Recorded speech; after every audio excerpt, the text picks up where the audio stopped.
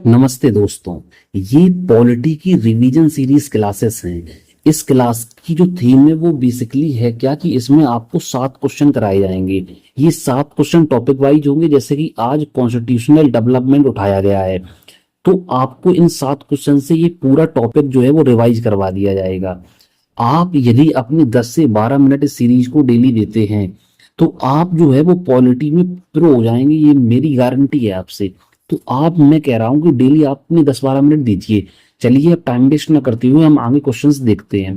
पहला क्वेश्चन कह रहा है कि सर आप इस चीज को पढ़िए, यानी कि ए बी सी और डी, और ये इसकी लिस्ट है सेकेंड, इसको मैच कीजिए। और ये आपके यहाँ पर जो है ऑप्शंस दे रखे हैं। आप वीडियो को पॉज करिए और इसको अटेम्प्ट करिए, मैं सॉल्व करता हूं। देखिए, आप अगर बात करें कि बोर्ड ऑफ कंट्रोल कब बना था, तो बोर्ड ऑफ कंट्रोल जो है सर, वो ऑप्शन के हिसाब से 1784 फिट बैठ जाएगा कि 1784 में आपका बन गया था, जब पिट्स इंडिया एक्ट आया था। पिट्स इंडिया एक्ट आया था। बोर्ड ऑफ कंट्रोल की यदि मैं बात करूं तो इसमें 6 सदस्य थे। ये बेसिकली किस लिए आया था? ये आया था कि जो ब्रिटिश ईस्ट इंडिया कंपनी है सर, इसका जो भी प्रशासन है, यानी कि जो भी सैन्य कार्य हैं इसके भारत के अंदर, अब उसको रेगुलेट करेगी ब्रिटेन की सरकार। लेकिन यदि आप बात करें व्यापार के लिए, धन से संबंधित किसी भी व्यवस्था के लिए, तो अब भी बोर्ड ऑफ डायरेक्टर्स नामक एक संस्था बनी हुई थी, जिस पर ब्रिटेन सरकार बहुत नियंत्रण नहीं बनाई हुई थी। बात करते हैं सर्वोच्च न्यायालय की स्थापना, तो ये 1773 के तहत हुआ था। 1774 में एलिजा एम्पे की अध्यक्षता में, जो एलिजा एमपी थे वो मुख्य न्यायाधीश थे, कलकत्ता में एक सुप्रीम कोर्ट बनाया गया था। ये आपका 1773 के एक्ट से बनाया गया था। तो आप देखिए, इसका ये हो गया, इसका ये हो गया। इंग्लिश मिशनरियों की भारत कब में कार्य करने की अनुमति, तो ये परमिशन कब मिली थी सर? ये 1813 में मिली थी। और क्या क्या 1813 में मिला था जानते हैं? देखिए, 1813 में हमको एजुकेशन बजट मिला था। एजुकेशन बजट यानी कि जो शिक्षा के लिए मिला था 1 लाख रुपए। ब्रिटेन की जो कंपनी थी, ये ब्रिटिश ईस्ट इंडिया कंपनी, हुआ क्या इसके लिए कि अब सर ये चाय का व्यापार कर सकती थी चीन के साथ। बाकी जो व्यापारिक अधिकार थे वो समाप्त कर दिए गए। ब्रिटेन के जो अन्य लोग थे उन्हें भी मुक्त व्यापार की व्यवस्था दी गई, मुक्त व्यापार की। यानी कि अब जो ब्रिटेन में अन्य व्यापारी थे वो भी भारत आ सकते थे और अपना व्यापार कर सकते थे। आगे बढ़ते हैं। गवर्नर जनरल की परिषद में कानूनी सदस्य की नियुक्ति, तो सर 1833 में हुई थी। कैसे हुई थी? आपको याद होगा कि जो मैकाले था, जिसने शिक्षा के क्षेत्र में बहुत लंबा काम किया था, इसके लिए एक विधि आयोग का गठन किया गया था। वो 1833 में ही किया गया था। तो यदि आप देखते हैं तो इसका हो जाएगा ए का 2, बी का 1, सी का 3 और डी का 4। मैंने आपको सारे समझा दिए। आगे बढ़ते हैं। क्वेश्चन नंबर 2 सर क्या कहता है कि 1861 के संबंध में इनमें से कौन सा सही है? तो 1861 में बेसिकली हुआ क्या क्या था वो आप समझिए। ये कह रहा है कि गैर सरकारी सदस्यों को सम्मिलित किया गया था। बिल्कुल किया गया था। 1861 में हुआ क्या कि जो परिषद थी, जो शुरुआती 1773 में गवर्नर जनरल की परिषद थी, जिसमें एक गवर्नर जनरल और 4 सदस्य हुआ करते थे, ये 1861 तक आते आते अपना विस्तार कर लेती है। 1861 में 6 से 12 सदस्य मिनिमम हो जाते हैं, जिसमें कि सरकारी और गैर सरकारी दोनों होते हैं। और ये स्टेटमेंट उसी की बात कर रहा है। सदस्यों को नामांकित किया जाता था और उनके कार्यों को उस विधायी उनके विचार तक सीमित कर दिया जाता था जो गवर्नर जनरल की समझ रखी जाती थी। बिल्कुल बेसिक बात है। स्टेटमेंट आप समझने की कोशिश करिए कि साहब, जो सदस्य थे, मान लो उन्होंने कोई भी विचार और विमर्श रखा, तो वो विचार विमर्श जो है गवर्नर जनरल के परे थोड़ी है। गवर्नर जनरल के समझ रखा जाता था और गवर्नर जनरल उस पर सीमा बनाए हुआ था, यानी उनके विचार सीमित थे गवर्नर जनरल की समझ रखने के लिए। गवर्नर जनरल के पास प्रभावी विधायी शक्ति नहीं थी। ये तो एकदम गलत हो गया। गवर्नर जनरल उस वक्त तक सबसे अधिक ताकतवर था। तो ऐसा कैसे हो सकता है कि उसके पास जो है लेजिस्लेटिव पावर ना हो? ऐसा कैसे हो सकता है कि भाई वो रूल मेकिंग नहीं कर सकता हो? वो तो रूल मेकिंग करेगा ही करेगा। तो मैंने आपको ये बता दिया कि इस 3 में यदि आप देखें तो केवल और केवल 1 और 2 सही है, क्योंकि ये दो जो है 1861 के एक्ट से प्रॉपर मैच करते हैं। 1861 में यदि आप बात करें तो यहां जो है सदस्यों की जो संख्या बढ़ा दी गई थी 1858 में। चूंकि अब ब्रिटिश क्राउन का सीधा सीधा अधिकार हो चुका था भारत पर, तो 1861 के बाद के सारे एक्टों में आप पाएंगे कि ब्रिटिश सरकार लगातार भारतीयों के लिए कुछ ना कुछ रियायत करती रहेगी। जैसे मैं बताऊं आपको, तो 1861 में प्रॉपर भर्तियां चालू हो गई थी, जिसमें कि सिविल सर्विसेज जैसी भी भर्ती शामिल थी। 1861 में आपके लिए विभागीय प्रणाली का जनक जो कैनिंग माना जाता है, उसने विभागीय प्रणाली की जो है शुरुआत कर दी थी। 1861 में आप बात करें तो आपका आईपीसी लागू कर दिया गया था। 1861 में आप बात करें तो आपका टैक्स सिस्टम लागू कर दिया गया था। ये सारी चीजें 1861 में शुरू हो गई थी। आगे का क्वेश्चन देखते हैं। निम्नलिखित में से कौन एक भारतीय शासन अधिनियम 1935 में स्वीकार किया हुआ महत्वपूर्ण और स्थायी अवयव नहीं है? यानी कि जो इंपोर्टेंट परमानेंट कंपोनेंट है, कौन सा नहीं है? देखिए, पहला ही ये पकड़ गया, देश के लिए लिखित संविधान। ये नहीं था 1935 में। 1935 में ये जरूर था कि एक केंद्रीय सूची आई थी, एक प्रांत की सूची आई थी, और एक जो है राज्य की सूची आई थी।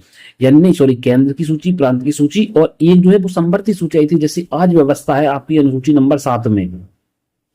सेम इस प्रकार की व्यवस्था आई थी। और 1935 में जो एक्ट आया था, वो सबसे बड़ा एक्ट माना जाता है। आज भी भारत के संविधान का एक बड़ा हिस्सा उसी एक्ट का कॉपी है। यदि मैं आपसे बात करूं कि इस एक्ट में और क्या क्या हुआ था, तो आप समझिए कि सर 1935 में प्रांतों को जो है स्वायत्तता दे दी गई थी, यानी कि प्रांत जो है फ्री कर दिए गए थे। और केंद्र के अंदर जो है सर डोमिनियन स्टेटस, यानी केंद्र के अंदर द्विसदन लागू कर दिया गया। सॉरी, केंद्र के अंदर आप ऐसा मानिए, केंद्र के अंदर दो प्रकार की शक्ति वर्क करने लगी थी। एक शक्ति के पास थे हस्तांतरित विषय, और दूसरी शक्ति के पास थे आरक्षित विषय। आरक्षित विषय वो सारे विषय थे जो बहुत ही महत्वपूर्ण थे, जिसको ब्रिटिश सरकार ने अपने कब्जे में ले रखा था। जैसे इसमें कानून ले लीजिए आप, जैसे आप इसमें धन राजस्व विभाग ले लीजिए, जैसे आप इसमें न्यायालय ले लीजिए। ये सारे जो बड़े बड़े थे वो सब ब्रिटिश सरकार के अधीन थे।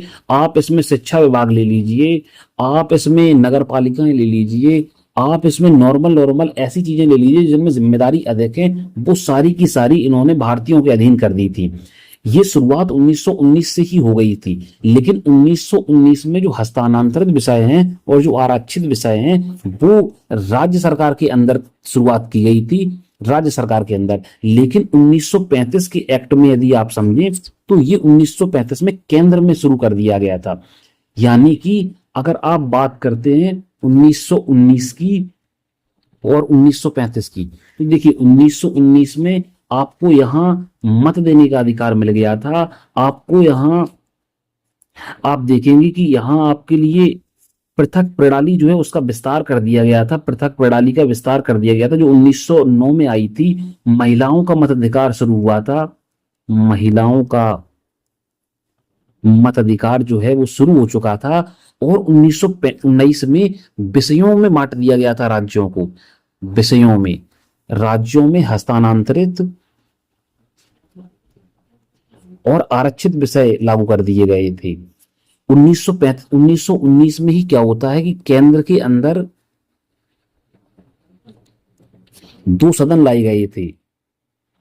अब 1935 समझिए सर, 1935 में राज्य के अंदर दो सदन लाए गए थे और केंद्र के अंदर आरक्षित और हस्तांतरित व्यवस्था लाई गई थी। 1935 के तहत ही आरबीआई लाई गई थी। 1935 के एक्ट से ही 1937 में बर्मा अलग किया गया था।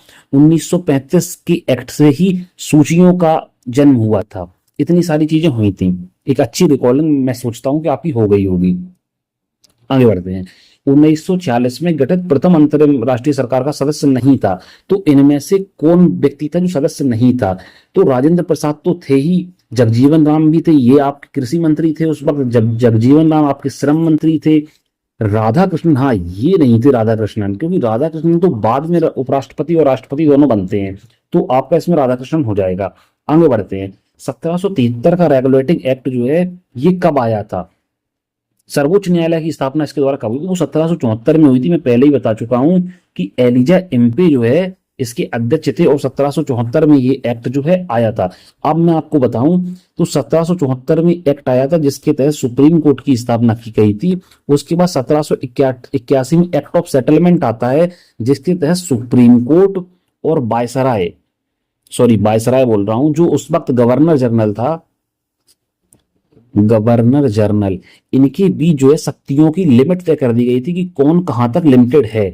यदि आपसे मैं बात करता हूं कि 1781 हो गया, 1784 इसमें पिट्स इंडिया एक्ट आया था जिससे बोर्ड ऑफ कंट्रोल का निर्माण हुआ था। अब मैं बात करता हूं 1813, तो 1813 के तहत आपको पता है कि मिशनरी भारत आए थे, शिक्षा के लिए बजट दिया गया था, ओपन कर दिया गया था ब्रिटिशरों के लिए अब यहाँ पर जो आप व्यापार वगैरह है, और इनका एकाधिकार जो है वो चाय और चीन तक सीमित किया था, चाय और चीन तक सीमित किया था। मैं बात करता हूं 1833 की, एकाधिकार पूर्ण रूप से समाप्त कर दिया गया था। अब जो गवर्नर जनरल था तुम्हारे बंगाल का, उसको भारत का गवर्नर जनरल बना दिया गया था, जो लॉर्ड विलियम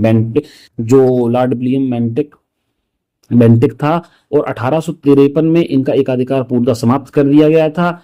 विधि आयोग के लिए जो है मैकाले आया था, और यहां पर सिविल सर्विसेज की परीक्षा इसके प्रयास किए गए थे पर वो हो नहीं पाया था। आगे बढ़ते हैं। निम्नलिखित में से किस अधिनियम द्वारा भारतीयों को विधान परिषद में बजट पर बहस करने की शक्ति दी गई थी? ये क्वेश्चन अभी नहीं हुआ। द्विसदन कब बनाया गया था? आपको मैं पहले ही बता चुका हूं कि ये 1919 में बनाया गया था, ऊपर ही समझा चुका हूं। यहाँ कुछ और इंपोर्टेंट एक्ट समझते हैं, जैसे 1909। 1909 में सर आपको पृथक निर्वाचन प्रणाली लाई गई थी। पृथक निर्वाचन प्रणाली ये मुसलमानों के लिए लाई गई थी। ये जो है आपका मार्ले मिंटो अधिनियम सुधार था। और इसके बाद आपको मत देने का अधिकार था, यहाँ पर मत देने का अधिकार। यहां सर आपको पूरक प्रश्न पूछने का अधिकार था। ये 1919 में इसका विस्तार हो गया था, 1909 तक ये सीमित था। पूरक प्रश्न पूछने का अधिकार यहां मिल गया था, पूरक प्रश्न पूछने का अधिकार मिल गया था। मंत्रिपरिषद में विस्तार हुआ था, मंत्रिपरिषद में विस्तार हुआ था। मैं बात करता हूं आपकी 1919 तो मैं आपको समझा चुका हूं, 1935 भी समझा चुका हूं। अब बात करते हैं 1892 के एक्ट की। तो सर 1892 में आपको प्रश्न पूछने का अधिकार मिला था, लेकिन पूरा प्रश्न पूछने का अधिकार नहीं मिला था, और आपके प्रश्न को कंसीडर करे किया जाए या न किया जाए ऐसे भी कोई बाध्यता नहीं थी। 1892 में आप ये कह सकते हैं कि मंत्रिमंडल की हल्की शुरुआत हो चुकी थी, लेकिन बहुत अधिक विस्तारित नहीं थी। मुझे लगता है कि मैंने आपको, हाँ ये क्वेश्चन आप और कर लीजिए कि बहस करने की शक्ति प्राप्त हुई थी। तो बहस करने की जो शक्ति है वो आपको 1892 में प्राप्त हो गई थी। आप कंफ्यूज मत होना, बहस करने की शक्ति 1892 में प्राप्त हो चुकी थी आपको, लेकिन बहस पर पूरक प्रश्न पूछने का जो अधिकार है वो 1909 में मिला, और यहाँ सीमित मताधिकार भी मिला, जबकि विस्तारित मताधिकार 1909 में मिला। मैं सारे एक्ट जो है आपकी कवर कर चुका हूं, 1773 से लेके जो आपका 1935 तक का है, और ये टॉपिक यही समाप्त होता है। हमने आज लगभग 13 मिनट ले लिए, आने वाली वीडियोस में 10 मिनट ही लगेंगे। आप बस ये बताएं कि आपको ये सीरीज जो है वो कैसी लग रही है। यदि आपको पसंद आती है तो हम आगे ये सीरीज जो है कंटिन्यू करेंगे। बहुत बहुत धन्यवाद।